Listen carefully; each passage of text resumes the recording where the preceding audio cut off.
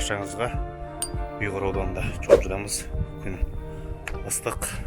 Қазақстан Республикасының тәуелсіздігінің 30 жылдығына орай еліміздің бас газеті Егемен Қазақстан газетінің ұйымдастыруымен Панфилов Ұйғыр аудандарында жалпы тәуелсіздік жылдары осы аудандардың әлеуметтік экономикалық дамуын көрсететін негізгі туристік болсын, жалпы басқа да жақсы халықтың әл-ауқатын көтеретін нысандарды жұртқа насихаттау барысында 2 күндік пресс-тур ұйымдастырылып жатыр.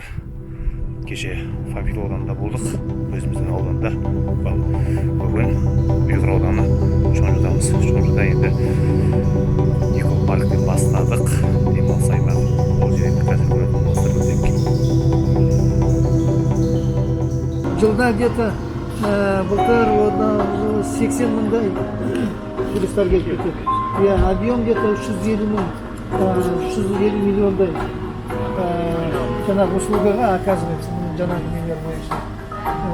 Где-то 2017 жылы, чтобы это все узаконить, осы бәрін заңдастыру үшін генеральный план жасатқанбыз. Генеральный план на Арасан деп. Осы жерде енді бәрі болады. Культура, жаңағы образование сферасы, метро, милиция, полиция, в общем, бәрі жол, подстанцияны кішкене усилять етеді. Бәрі осыған тірек тұрған.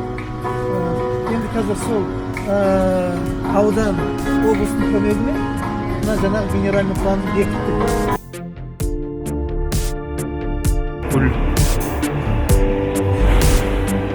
Экопарктың ішінде өсірілетін гүлдер өте керемет, иісі де, төбесі жабық, сондай таза, мына жерде отырып демалуға болатын орындар бар, өте керемет. Мынау лимон, қараңыздар міне, лимон өсіп жатыр. Мынау дайын лимон екен, не? Инжир попробуйте. Инжир? Инжир. Инжир. Алмаз сияқты жейсің. Алмаз сияқты жейміз, инжир дейді. Бісміллә. Тәтті, қышқыл. Бірақ өзінің ерекше дәмі бар. Инжир деген жейміз. Іші мынандай болады екен.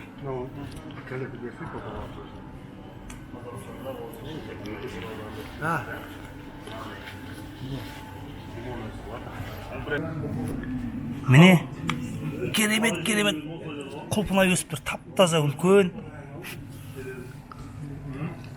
Міне мен біреуін үзіп жейік, дәмін көрейік. Мына құлпынайдың дәмі енді ерекше екен.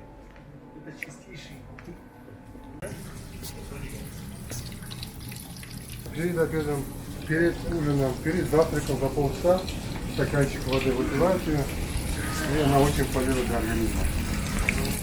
Денсаулыққа пайдалы, ыстық бірақ міне. Дәм бар ма екен аға? Минералды. Ол осы боржоми мен құрам бірдей деді ғой? Бірдей деді ғой, ешқандай.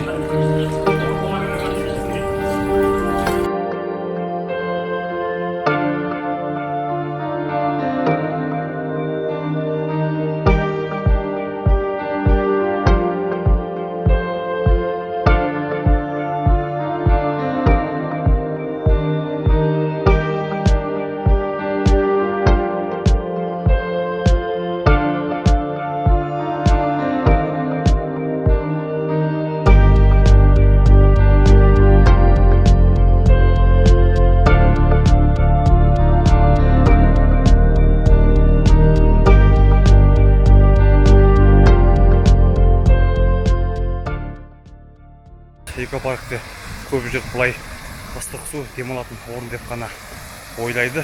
Өзім де солай ойлағам, бірақ экопарктың айналасы болған шаруашылық нысандары екен. Өйткені экопарк өздерінің келетін тұтынушыларға жасайтын тағамдардың барлығын өздері өсіреді екен.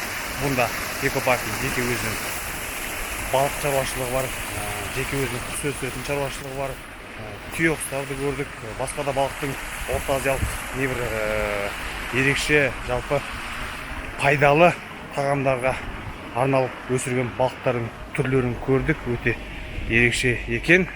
Бүгін экопарктің басшысы Бақтияр мырза барлығымызға осының әрқайсысын жеке-жеке көрсетіп таныстырды. Шыны керек, сырттан ешқандай зат алмай, өздері қандап, өздерінің ішінде өсіріп, өздеріне келетін тұтынушыларға тағы табиғи өнім ұсынып жатқаны өте ерекше екен.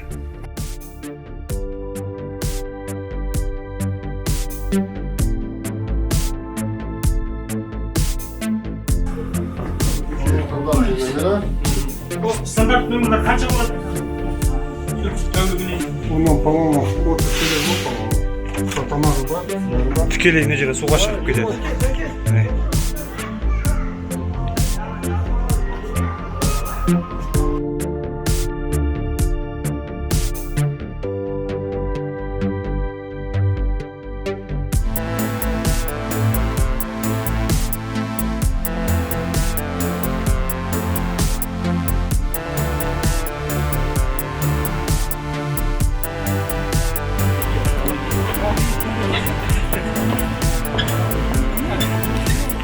Ассалаумағалейкум, қалай екен аға? Су керемет пе? Қанша уақыт болды жұмылып? Күшті.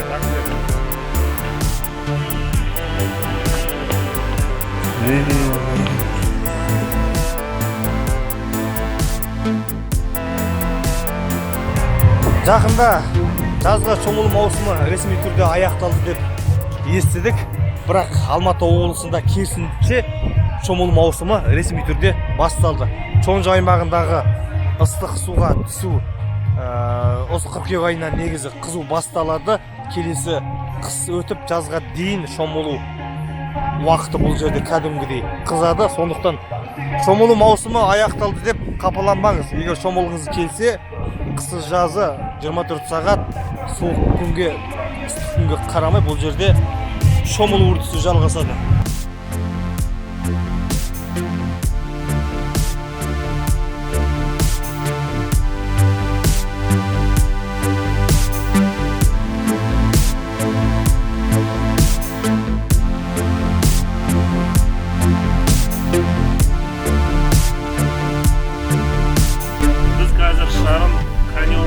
Шарын шатқалына түсіп келе жатырмыз. Енді ар жағын көрсетсеңіздер сенбейсіздер, қандай жермен тікпен түсіп келе жатқанымызды. Шамамен 60 градус, 65 градус ең ыстық қой. Бүгін табиғаттың бір ерекше мінез көрсеткен күні болып тұр да. Шаңытқан, желдің градусы қанша екенін енді көргідей болсын. Бірақ қалпағын шешсең ұшырып кетейін деп тұр. Далада вечер. Соған қарамай шарынның ең төменгі нүктесіне түсіп бара жатырмыз. Өйткені бұл біздің ата мекен ғой. Ауа райы да буырқанып тұр ғой, буырқанып тұр жарықтық. Мынау бір ауғанның таулары секілді екен. Бірақ бұл қазақтың даласы, қазақтың тауы, шатқалдары. Дәл қазір өзім осы жерде Масудтың інісі сияқты сезіп келе жатырмын ше. Қанша шатқал.